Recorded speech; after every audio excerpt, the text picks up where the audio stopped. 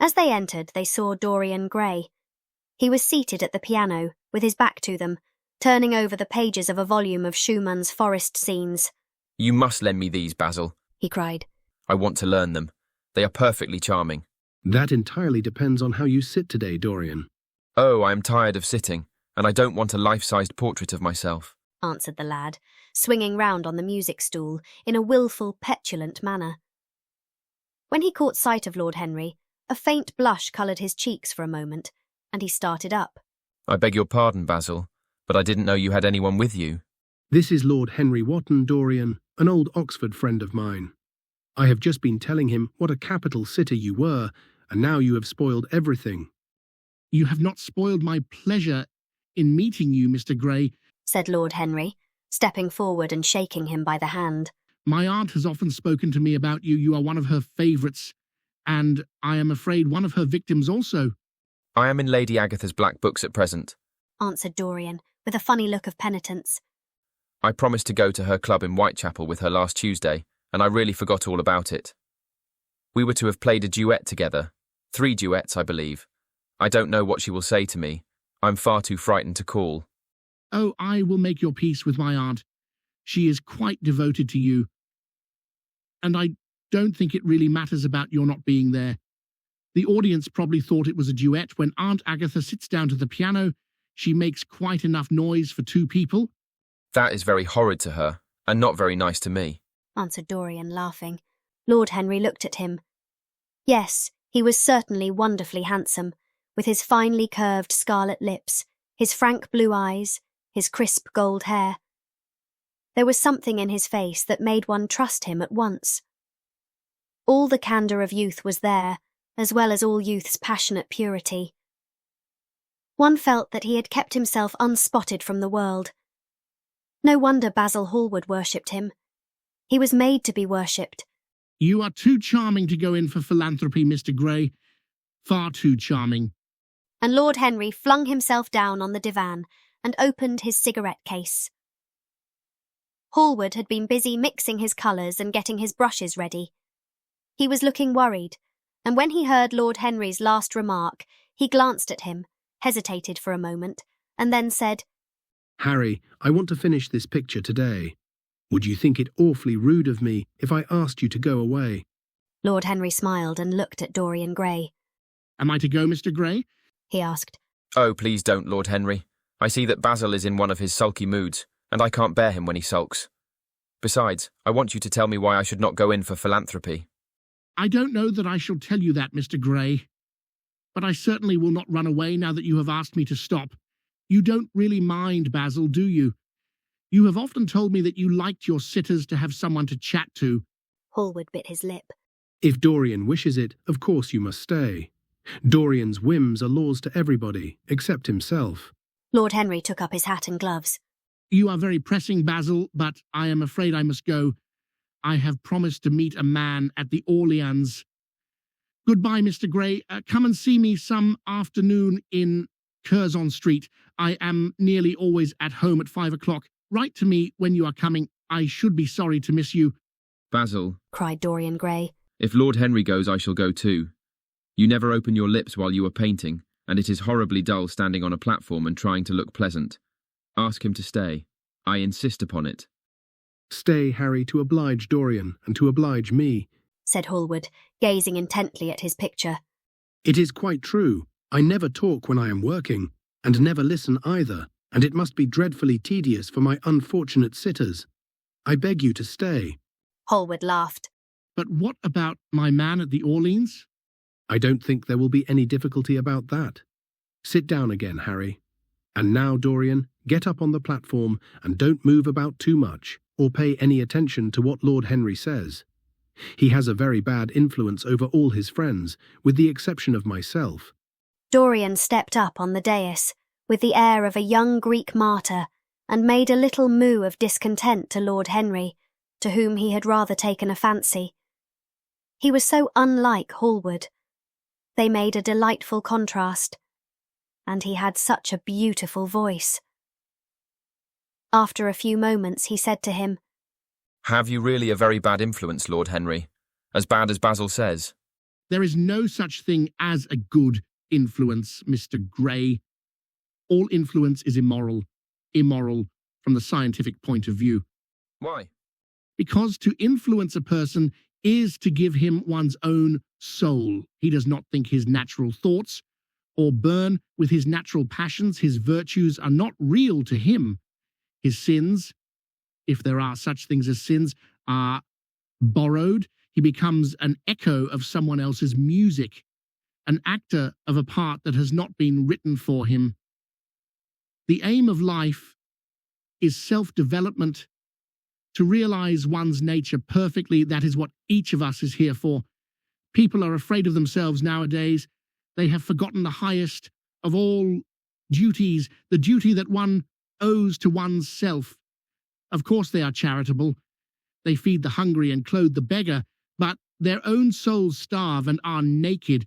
Courage has gone out of our race. Perhaps we never really had it.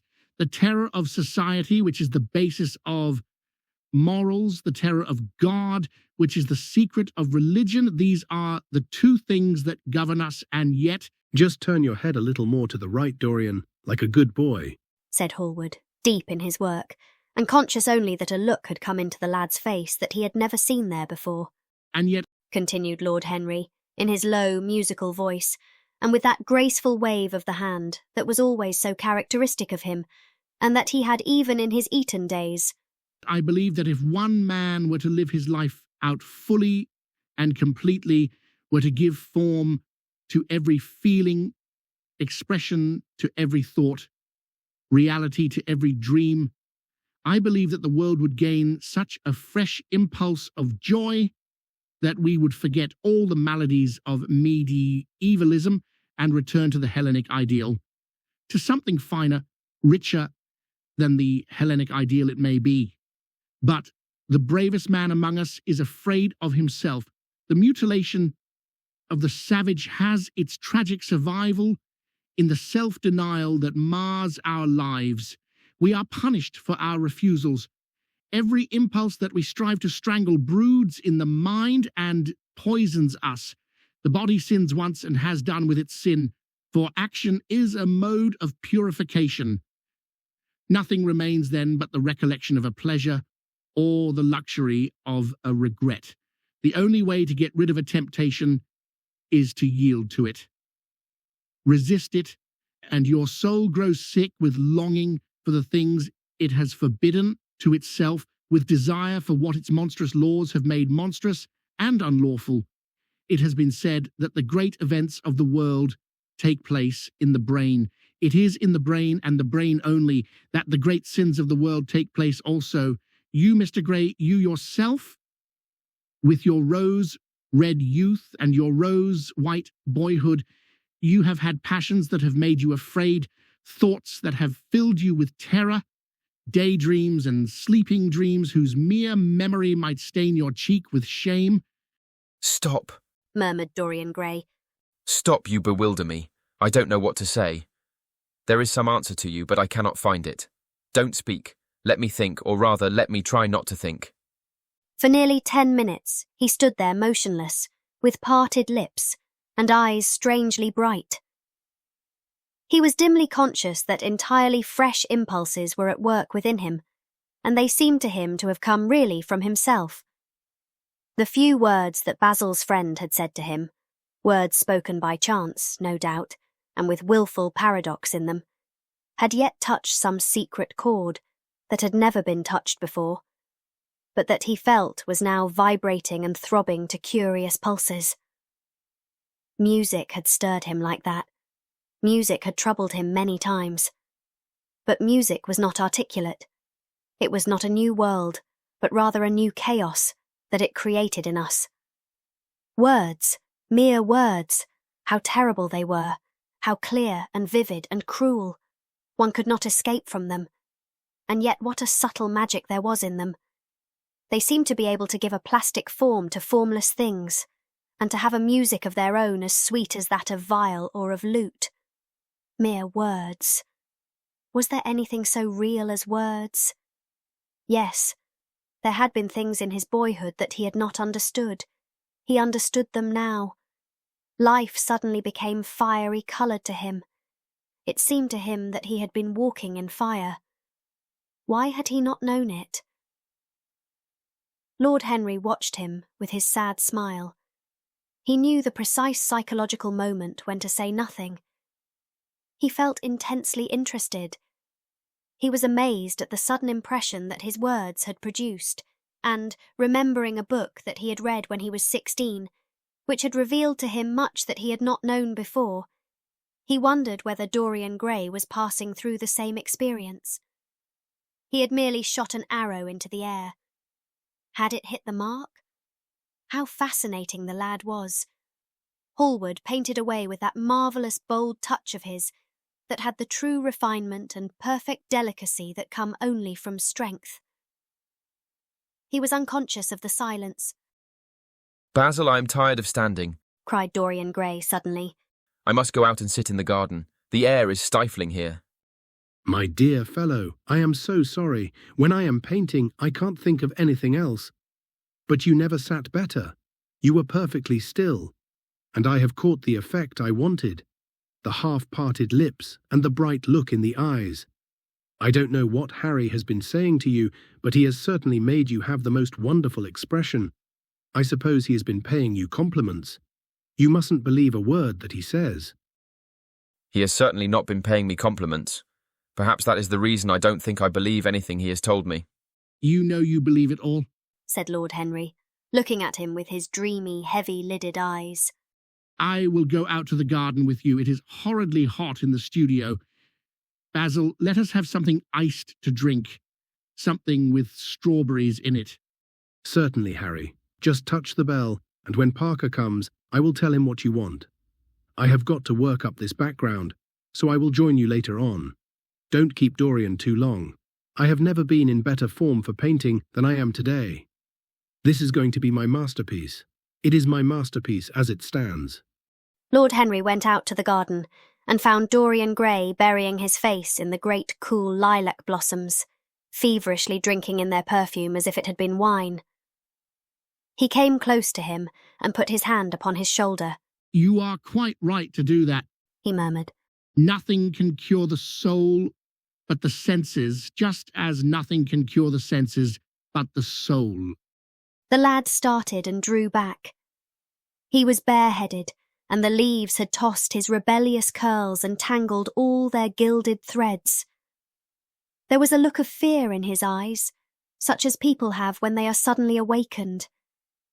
His finely chiselled nostrils quivered, and some hidden nerve shook the scarlet of his lips and left them trembling. Yes, that is one of the great secrets of life, continued Lord Henry. To cure the soul by means of the senses, and the senses by means of the soul. You are a wonderful creature.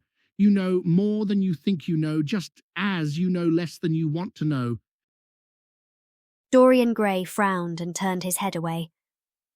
He could not help liking the tall, graceful young man who was standing by him. His romantic, olive-coloured face and worn expression interested him. There was something in his low, languid voice that was absolutely fascinating. His cool, white, flower-like hands, even, had a curious charm. They moved, as he spoke, like music, and seemed to have a language of their own. But he felt afraid of him, and ashamed of being afraid. Why had it been left for a stranger to reveal him to himself? He had known Basil Hallward for months, but the friendship between them had never altered him. Suddenly, there had come someone across his life who seemed to have disclosed to him life's mystery. And yet, what was there to be afraid of? He was not a schoolboy or a girl. It was absurd to be frightened. Let us go and sit in the shade, said Lord Henry. Parker has brought out the drinks, and if you stay any longer in this glare, you will be quite spoiled, and Basil will never paint you again. You really must not let yourself become sunburnt. It would be very unbecoming to you. What does it matter? Cried Dorian, laughing, as he sat down on the seat at the end of the garden. It should matter everything to you, Mr. Gray. Why? Because you have now the most marvellous youth, and youth is the one thing worth having. I don't feel that, Lord Henry. No, you don't feel it now. Someday, when you are old and wrinkled and ugly, when thought has seared your forehead with its lines and passion branded your lips with its hideous fires, you will feel it. You will feel it terribly. Now, wherever you go, you charm the world. Will it always be so? You have a wonderfully beautiful face, Mr. Gray. Don't frown, you have. And beauty is a form of genius, is higher indeed than genius, as it needs no explanation. It is one of the great facts of the world, like sunlight, or springtime, or the reflection in dark waters of that silver shell we call the moon. It cannot be questioned. It has its divine right of sovereignty. It makes princes of those who have it. You smile? Ah, when you have lost it, you won't smile. People say sometimes that beauty is only superficial. That may be so, but at least it is not so superficial as thought. To me, beauty is the wonder of wonders. It is only shallow people who do not judge by appearances. The true mystery of the world is the visible, not the invisible. Yes, Mr. Gray, the gods have been good to you. But what the gods give, they quickly take away. You have only a few years in which really to live. When your youth goes, your beauty will go with it, and then you will suddenly discover that there are no triumphs left for you, or have to content yourself with those mean triumphs that the memory of your past will make more bitter than defeats. Every month as it wanes brings you nearer to something dreadful. Time is jealous of you and wars against your lilies and your roses. You will become sallow and hollow-cheeked and dull-eyed. You will suffer horribly. Realize your youth while you have it. Don't squander the gold of your days listening to the tedious, trying to improve the hopeless failure, or giving away your life to the ignorant, the common, and the vulgar, which are the aims, the false ideals of our age. Live the wonderful life that is in you.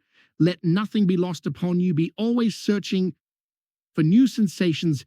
Be afraid of nothing. A new hedonism, that is what our century wants. You might be its visible symbol with your personality. There is nothing you could not do. The world belongs to you for a season. The moment I met you, I saw that you were quite unconscious of what you really are, what you really might be. There was so much about you that charmed me that I felt I must tell you something about yourself. I thought how tragic it would be if you were wasted. For there is such a little time that your youth will last. Such a little time. The common hill flowers wither, but they blossom again. The laburnum will be as golden next June as it is now. In a month, there will be purple stars on the clematis, and year after year, the green night of its leaves will have its purple stars, but we never get back our youth. The pulse of joy that beats in us at 20 becomes sluggish. Our limbs fail, our senses rot. We degenerate into hideous puppets, haunted by the memory of the passions of which we were too much afraid and the exquisite temptations that we did not dare to yield to. Youth, youth. There is absolutely nothing in the world but youth. Dorian Gray listened, open-eyed and wondering. The spray of lilac fell from his hand upon the gravel. A furry bee came and buzzed round it for a moment. Then it began to scramble all over the fretted purple of the tiny blossoms. He watched it with that strange interest in trivial things that we try to develop when things of high import make us afraid, or when we are stirred by some new emotion for which we cannot find expression, or when some thought that terrifies us lays sudden siege to the brain and calls on us to yield. After a time, it flew away. He saw it creeping into the stained trumpet of a Tyrian convolvulus. The flower seemed to quiver and then swayed gently to and fro. Suddenly, Hallward appeared at the door of the studio and made frantic signs for them to come in. They turned to each other and smiled. I am waiting. cried Hallward. Do come in. The light is quite perfect, and you can bring your drinks. They rose up and sauntered down the walk together. 2 green and white butterflies fluttered past them, and in the pear tree at the end of the garden a thrush began to sing. You are glad you have met me, Mr. Gray? Said Lord Henry, looking at him. Yes, I am glad now. I wonder, shall I always be glad? Always? That is a dreadful word. It makes me shudder when I hear it. Women are so fond of using it. They spoil every romance by trying to make it last forever. It is a meaningless word, too. The only difference between a caprice and a lifelong passion is that the caprice lasts a little longer. As they entered the studio, Dorian Gray put his hand upon Lord Henry's arm. In that case, let our friendship be a caprice. He murmured, flushing at his own boldness, then stepped upon the platform and resumed his pose. Lord Henry flung himself into a large wicker armchair and watched him. The sweep and dash of the brush on the canvas made the only sound that broke the stillness, except when Hallward stepped back now and then to look at his work from a distance. In the slanting beams that streamed through the open doorway, the dust danced and was golden. The heavy scent of the roses seemed to brood over everything.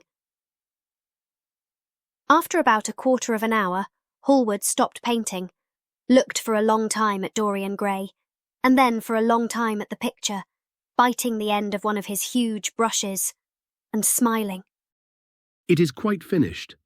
He cried at last, and stooping down, he wrote his name in thin vermilion letters on the left-hand corner of the canvas. Lord Henry came over and examined the picture. It was certainly a wonderful work of art, and a wonderful likeness as well. My dear fellow, I congratulate you most warmly, he said. Mr. Gray, come and look at yourself. The lad started as if awakened from some dream. Is it really finished? He murmured, stepping down from the platform. Quite finished. And you have sat splendidly today. I am awfully obliged to you. That is entirely due to me, isn't it, Mr. Gray? Dorian made no answer, but passed listlessly in front of his picture and turned towards it.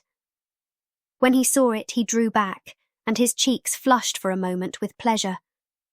A look of joy came into his eyes, as if he had recognized himself for the first time. He stood there motionless and in wonder, dimly conscious that Hallward was speaking to him, but not catching the meaning of his words. The sense of his own beauty came on him like a revelation. He had never felt it before. Basil Hallward's compliments had seemed to him to be merely the charming exaggerations of friendship. He had listened to them, laughed at them, forgotten them. They had not influenced his nature. Then had come Lord Henry, with his strange panegyric on youth, his terrible warning of its brevity. That had stirred him at the time, and now, as he stood gazing at the shadow of his own loveliness, the full reality of the description flashed across him. Yes, there would be a day when his face would be wrinkled and wizen, his eyes dim and colourless, the grace of his figure broken and deformed. The scarlet would pass away from his lips, and the gold steal from his hair. The life that was to make his soul would mar his body. He would become ignoble, hideous, and uncouth. As he thought of it, a sharp pang of pain struck like a knife across him, and made each delicate fibre of his nature quiver. His eyes deepened into amethyst, and a mist of tears came across them. He felt as if a hand of ice had been laid upon his heart. Don't you like it? Cried Hallward at last, stung a little by the lad's silence, and not understanding what it meant. Of course he likes it, said Lord Henry. Who wouldn't like it? It is one of the greatest things in modern art. I will give you anything you like to ask for it. I must have it. It is not my property, Harry. Whose property is it? It's Dorian's, of course. He is a very lucky fellow. How sad it is, murmured Dorian Gray, with his eyes still fixed upon his own portrait. How sad it is. I shall grow old and horrid and dreadful. But this picture will remain always young. It will never be older than this particular day of June. If it was only the other way. If it was I who were to be always young, and the picture that were to grow old. For this, I would give everything. Yes, there is nothing in the whole world I would not give. You would hardly care for that arrangement, Basil. It would be rather hard lines on you. I should object very strongly, Harry. Dorian Gray turned and looked at him. I believe you would, Basil. You like your art better than your friends. I am no more to you than a green bronze figure. Hardly as much, I dare say. Hallward stared in amazement. It was so unlike Dorian to speak like that. What had happened? He seemed almost angry. His face was flushed and his cheeks burning. Yes, I am less to you than your ivory Hermes or your silver fawn. You will like them always. How long will you like me? Till I have my first wrinkle, I suppose. I know now that when one loses one's good looks, whatever they may be, one loses everything. Your picture has taught me that. Lord Henry is perfectly right. Youth is the only thing worth having. When I find that I am growing old, I will kill myself. Hallward turned pale and caught his hand. Dorian, don't talk like that. He cried. Don't talk like that. I have never had such a friend as you, and I shall never have such another. You are not jealous of material things, are you? I am jealous of everything whose beauty does not die. I am jealous of the portrait you have painted of me. Why should it keep what I must lose? Every moment that passes takes something from me, and gives something to it. Oh, if it was only the other way. If the picture could change and I could be always what I am now, why did you paint it? It will mock me some day, mock me horribly. The hot tears welled into his eyes. He tore his hand away, and flinging himself on the divan, he buried his face in the cushions, as if he was praying. This is your doing, Harry, said Hallward bitterly. My doing? Yes, yours, and you know it. Lord Henry shrugged his shoulders. It is the real Dorian Gray, that is all. He answered. It is not. If it is not, what have I to do with it?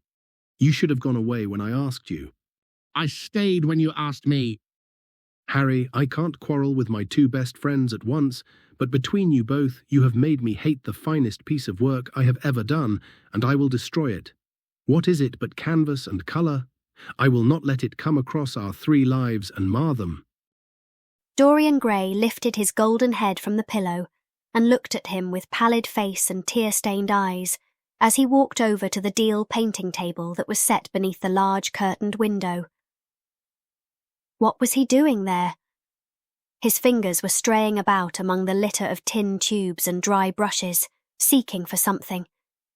Yes, it was the long palette knife, with its thin blade of lithe steel. He had found it at last. He was going to rip up the canvas. With a stifled sob, he leaped from the couch and, rushing over to Hallward, tore the knife out of his hand and flung it to the end of the studio. Don't, Basil, don't. It would be murder, he cried. I am glad you appreciate my work at last, Dorian, said Hallward coldly when he had recovered from his surprise. I never thought you would. Appreciate it? I am in love with it, Basil. It is part of myself, I feel that. Well, as soon as you are dry, you shall be varnished and framed and sent home. Then you can do what you like with yourself. And he walked across the room and rang the bell for tea. You will have tea, of course, Dorian, and so will you, Harry. Tea is the only simple pleasure left to us. I don't like simple pleasures, said Lord Henry. And I don't like scenes, except on the stage.